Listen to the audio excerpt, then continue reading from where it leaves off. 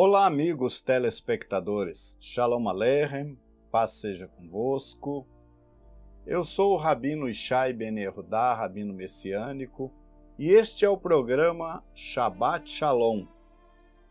Nós vamos agora ver como nos lares do nosso povo se recebe o Shabbat. A mulher, a família, como recebe um dia de sábado. Vamos lá.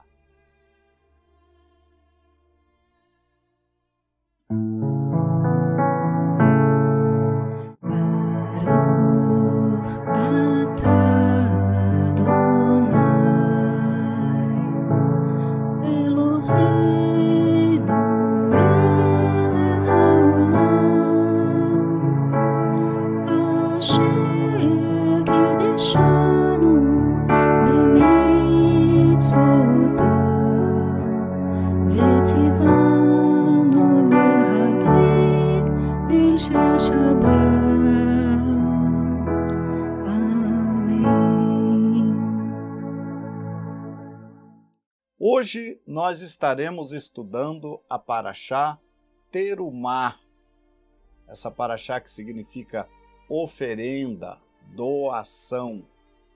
Esta Parashá, esta porção da Torá, ela é composta de 96 versículos da Bíblia. 96 versículos.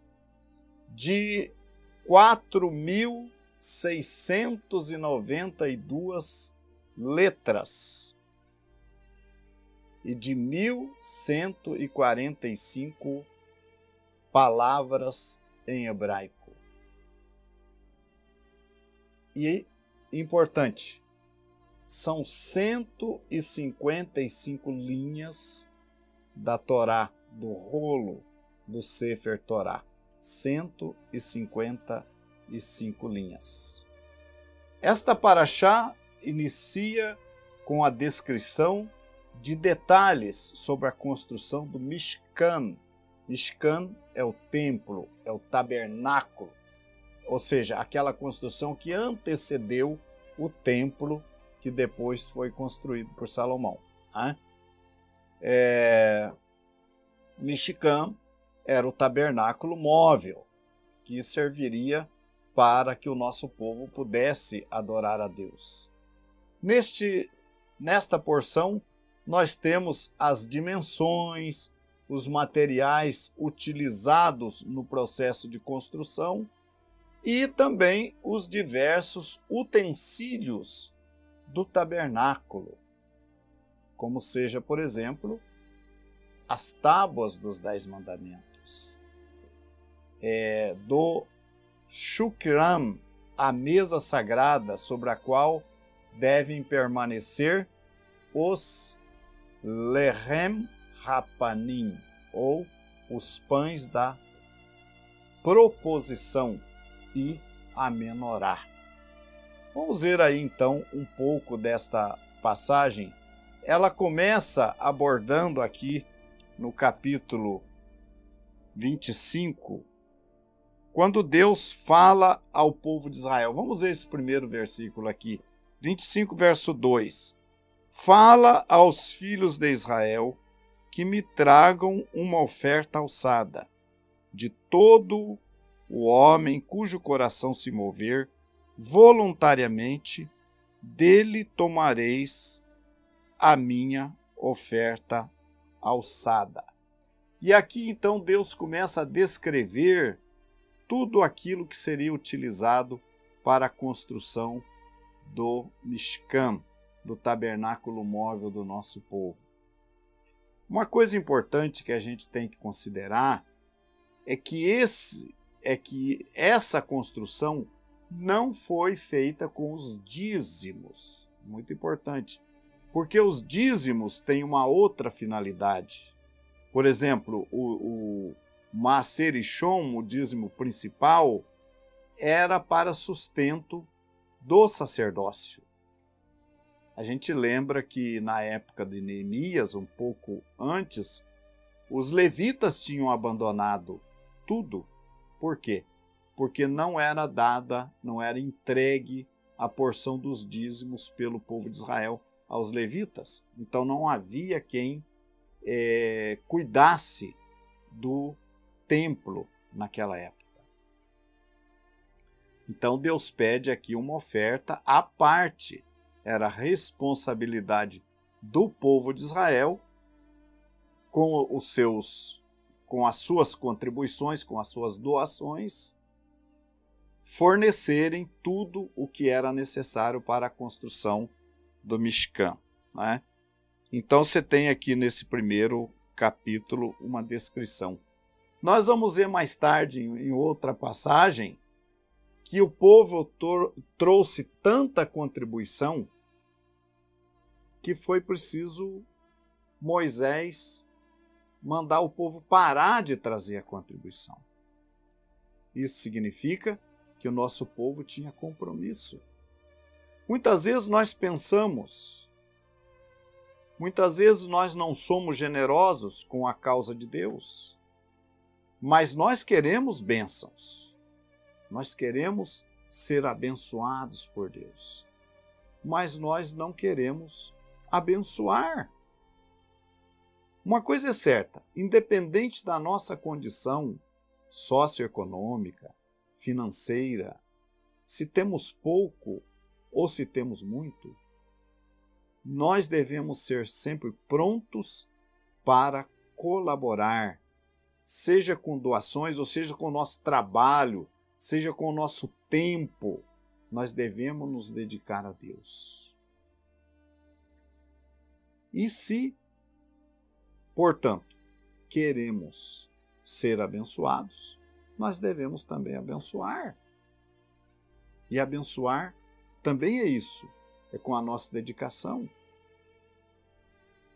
Nem sempre nós temos os recursos, mas a gente vê, por exemplo, quando Deus manda o profeta na casa daquela viúva de Sarepta, por exemplo,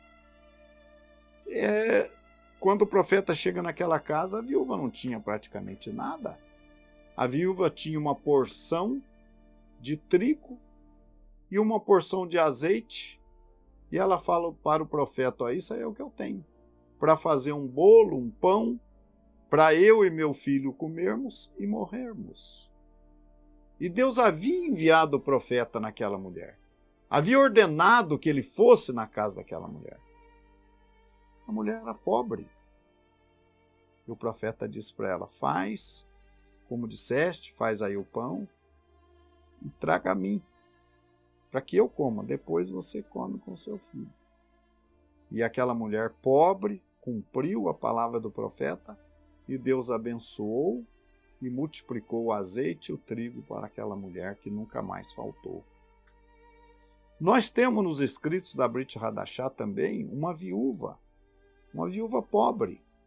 E Yeshua estava observando ali as pessoas depositando as suas contribuições no gasofilácio, no templo, e ele viu que os ricos davam grandes valores, mas valores que não lhes faria falta.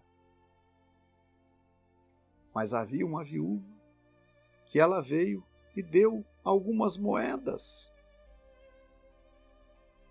Ela deu pouco, muito pouco ela deu.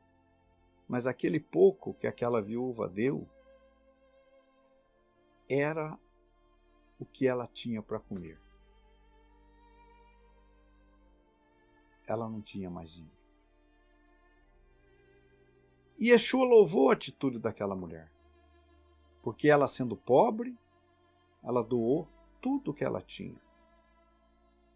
E Yeshua disse: os ricos depositam do que lhes sobra, do que não lhes vai fazer falta, mas essa viúva, da sua pobreza, deu tudo o que tinha. Então, lembrando aqui, na construção do Mishkan, Deus pede ao povo que traga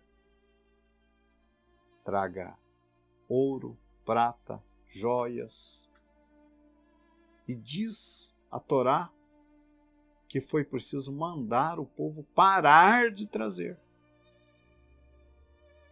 É isso que nós temos que entender, que quanto mais nós nos dedicamos a Deus, mais retorno nós temos. Nós podemos escolher entre não contribuir com nada, mas também não receber bênçãos, ou em contribuirmos, ainda que seja com a nossa pobreza, mas sermos abençoados por Deus.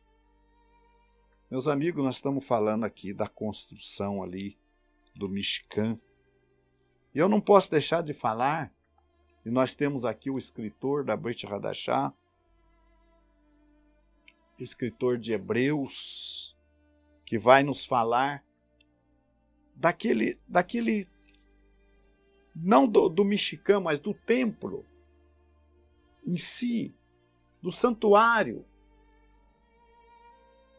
Mas ele vai nos falar do serviço do santuário. No capítulo 9 de Hebreus, vai falar que havia um santuário composto de duas partes, o Santo e o Santíssimo. Quando Yeshua morre,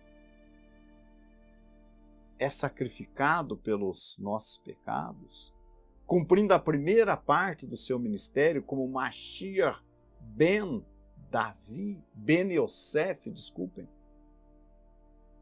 Homem, 100% homem. Ben Yosef. Quando ele morre, o véu do templo se parte. O véu interior, o véu que separava o Santo do Santíssimo se parte no meio.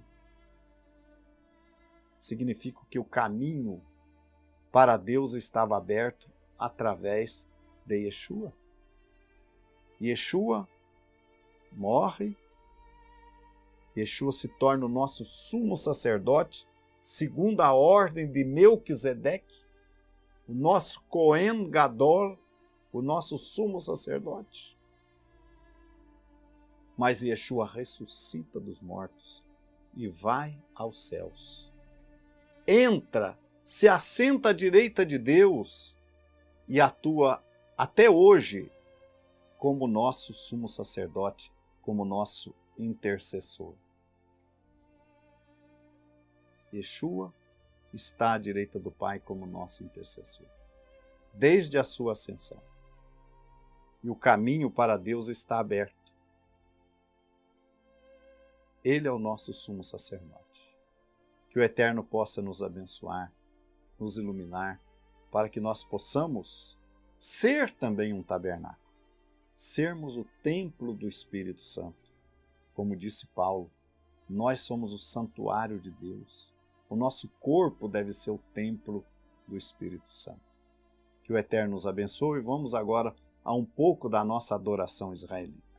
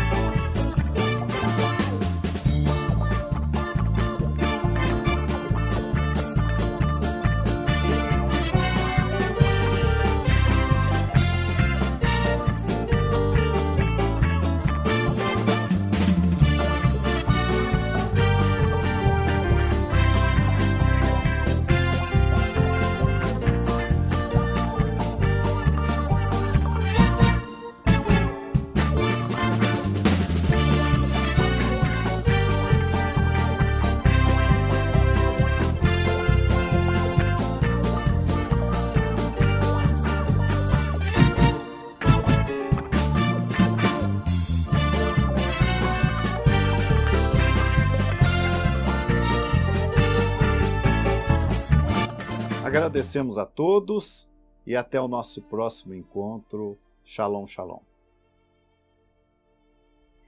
A Congregação Israelita da Nova Aliança em Curitiba agradece à Rede Super de Televisão e à direção da PIB Curitiba por esta oportunidade, certos de que o Eterno nosso Deus abençoará aqueles que abençoam o seu povo Israel.